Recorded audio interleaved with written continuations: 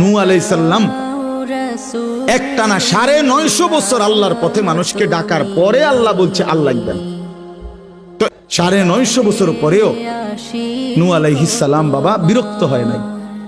এবার যখন চূড়ান্ত পানি উঠে গেছে, ওয়াফারাত তান্নুর, কোরআন শরীফে আছে নূহ আলাইহিস সালাম দেখছে চুলার ভিতর থেকে পানি উঠে গেছে। উনি বুঝছে তুফান শুরু হয়ে গেছে, পানি উঠবে। এবার এই সময় উনি নৌকার কাছে উনার লোকজনকে তুলে নিছে, পানি আসতেছে। উনার একটা ছেলে কেনান কাফের, এই ছেলেটা এই শেষ টাইমে 950 বছর পরে ছেড়ে দিচ্ছে নৌকা।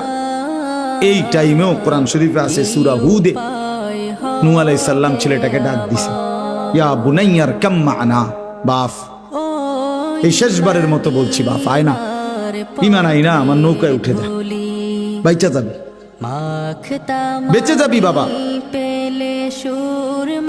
ছেলেটা বলছে না, আবার ছেলেটা বলছে না বাবা আমি উঠবো না, তোমার নৌকায় যাব না, ঈমান আনবো না।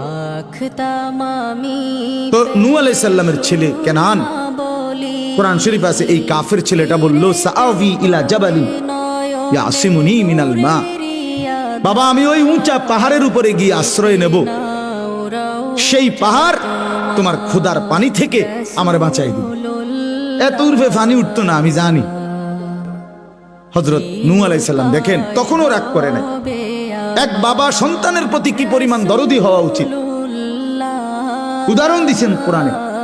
নূহ আলাইহিস সালাম আবার বলছে লা আসিমাল ইয়াউমা মিন আমরিল্লাহ, বাবা বিশ্বাস কর আজকে আল্লাহর আযাব থেকে কেউ বাঁচাইতে পারবে না, ভুল করিস না বাপ, আয় না নৌকায়, ঈমান আন। কোরআন শরীফে আছে ওহ, বাবা হাত ধরে টানতেছে নূহ আলাইহিস সালাম ছেলেটাকে, আয় না বাবা কালেমাটা পড়। ছেলেটা হাত ছেড়ে দিতে চাইতেছে, না আমি ঈমান আনবো না।